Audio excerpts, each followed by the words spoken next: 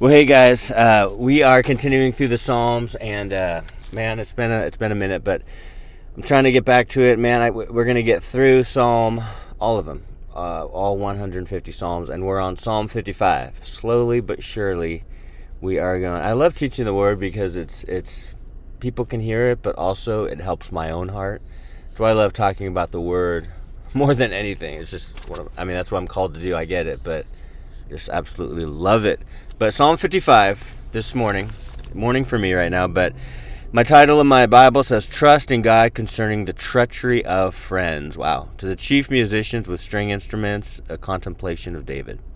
He says this in verse 1, Psalm 55, Give ear to my prayer, O God, and do not hide yourself from my supplication. Attend to me and hear me. I am restless in my complaint and moan noisily because of the voice of the enemy, because of the oppression of the wicked. For they bring down trouble upon me, and in wrath they hate me. In other words, David is, like he usually does, is crying out, saying, Lord, I'm having a rough time. This is difficult. Please hear my prayer. My enemies are coming against me. Help me. Please help me. A couple amazing things about God. He hears every prayer that you pray, and he helps you in your time of trouble. I see that thread throughout the Psalms, even as David is crying out to God. He is your help. He's always your help, and he's always there to hear your prayers. But the enemies were coming against David. Treachery. They were wicked. They were bad. And he's like, Lord, this is rough. This is tough. This is hard to handle. Please hear my prayer. Please take care of me.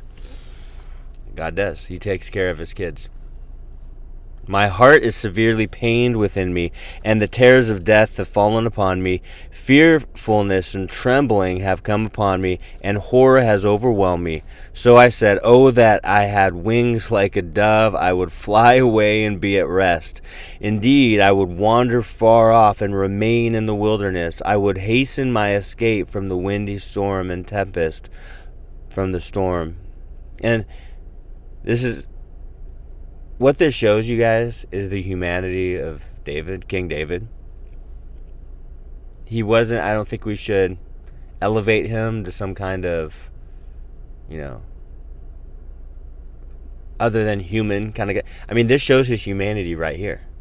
He's like, man, I'm trembling. I'm fearful. My enemies are coming to get me. David wasn't this strong warrior always. He had times that he feared, that he was afraid, that he worried, that he was trembling because of those who were after him. That's fear. And fear can take a hold of any of us. And often it has. But what do? We walk by faith, and what that looks like here is David crying out to God. Don't be afraid to cry out to God. Don't be afraid to be vulnerable to God. Like, he knows your heart, and he's there to help. Verse 9, Destroy, O Lord, and divide their tongues, for I have seen violence and strife in the city. Day and night they go around it on its walls. Iniquity and trouble are also in the midst of it. Destruction is in the midst. Oppression and deceit do not depart from its streets. In other words, there's deceit, there's lying, there's people that are conniving, there's all kinds of dishonesty, and just worse, and even worse than that. But you guys think about it. That's the world that we live in. Sometimes we think that unbelievers should talk like Christians. But they're non-Christians. They're unbelievers. They don't even know what that sounds like. They don't even know the Lord. So we shouldn't expect them to act like believers. They act like the world.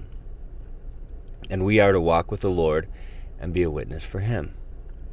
Right? But he's basically saying the cities are just destroyed because of these people. It's just bad.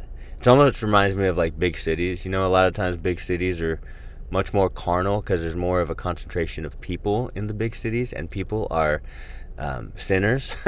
And so it seems even worse. It's not spread out. It's like even concentrated. And it's like when I lived in Southern California, there's a lot of people there. There's a lot of sin. There's a lot of wickedness, a lot of drugs, a lot of things that went on that were just, it was rough. It was rough. But I was a new believer, and I grew into maturity, and I continued to just look to the Lord. He kept me safe. And it's just, God's so good. He's so good. Verse 12, for it is not an enemy who reproaches me that I could bear it, nor is it one who hates me who has exalted himself against me. Then I could hide from him. He says, but it was you, a man my equal, my companion and my acquaintance. We took sweet counsel together and walked with the house of God in a throng. In other words, he's saying, like, the friend that I considered a really good friend became my enemy. He deceived me. And that's hard. That's difficult. I've been in ministry for about 20 years, and there are people that you walk with and you pour into and you pray for and you meet with, and you just love them and you want to see them do well. And then for some reason, it's like sometimes they just turn on you and they just leave. And again, that is part of life. I think about Paul the Apostle when he was in the midst of his missionary journey. Everyone left him. And I love what he said. He said, everyone left me, but God was with me. That's so important. God is always with you. Verse 15, let death seize them. Let them go down alive into hell, for wickedness is in the dwellings and among them. So David is pretty harsh here. He's like, kill him. Get rid of him. It's like, wow. But he's being honest. He's crying out honestly to the Lord. You can say that.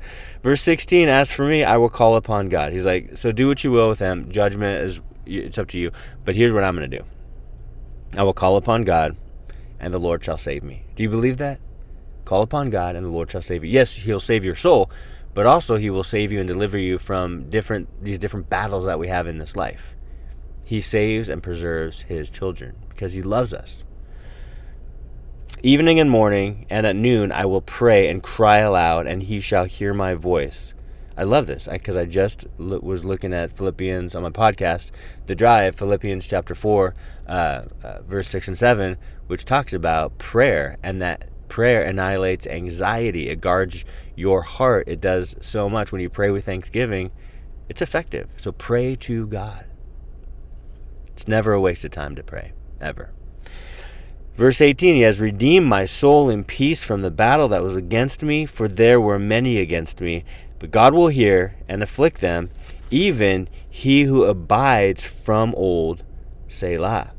Because they do not change, therefore they do not fear God. He's just recognizing the difference between the righteous and the wicked, those who walk with the Lord and those who do what is right in their own eyes. And it's always going to be like that. But what we need to do is keep walking with the Lord, avidly, passionately, fervently. Walk with the Lord. Don't stray from the path he has for you. Don't.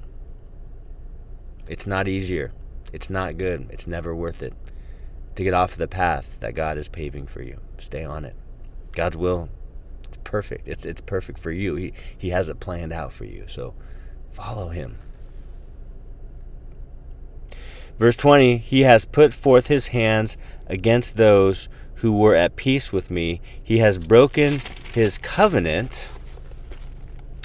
The words of his mouth were smoother than butter, but war was in his heart. His words were softer than oil, yet they were drawn swords. In other words, man, this guy was a smooth talker. He was a salesman. He got me to believe something about himself, a certain way that he was, and then he turned on me. And then he was not who I thought he was. This is sad.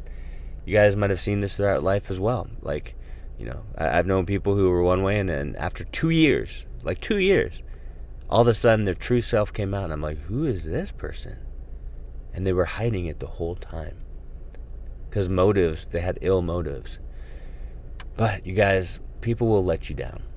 People will fall away. They'll abandon you. They'll walk away, but God never will. And that's, I think, something to really count on and know for a fact. God is always with you. He always will be with you. He will never abandon his kids. In verse 22, cast your burden on the Lord, and he shall sustain you. I love that. He shall not permit the righteous to be moved. Cast your burden on the Lord. Because if we don't cast our burden on the Lord, we're going to hold the burdens on our own shoulders. And then we're going to be stressed and distressed. We're going to be stressed, distressed, and depressed. Don't hold the burdens on your shoulders. Give them to the Lord. Lay your burdens at the Lord's feet. and he will sustain you. The righteous, those who are right with God, will not be moved if you continue to lay your burdens at the Lord's feet. He'll take them. He can handle it. We can't. He can. But you, O God, shall bring them down to the pit of destruction. Bloodthirsty and deceitful men shall not live out half their days, but I will trust you. In other words, he's like, God, you're going to take care of it. At the end of the day, you're going to take care of the enemies. I'm not going to have to worry. I'm going to not be moved. I'm going to trust in you. I'm going to trust in you. At the end of the day, last part of the verse, he says, I am going to trust in you. Do you trust in God? At the end of the day, and at the beginning of the day, do you give your day to God and say, Lord, I trust you today, whatever you're going to do? That's the most important thing, you guys. Put your faith fully in the Lord. He knows what he's doing. He'll protect you. He'll fight your battles. He'll hear your prayers. And he'll lead you in the way that you should go. I hope you believe that today, because it's true. Hey, God bless you guys. Have an amazing day, and we'll talk to you next time. Take care.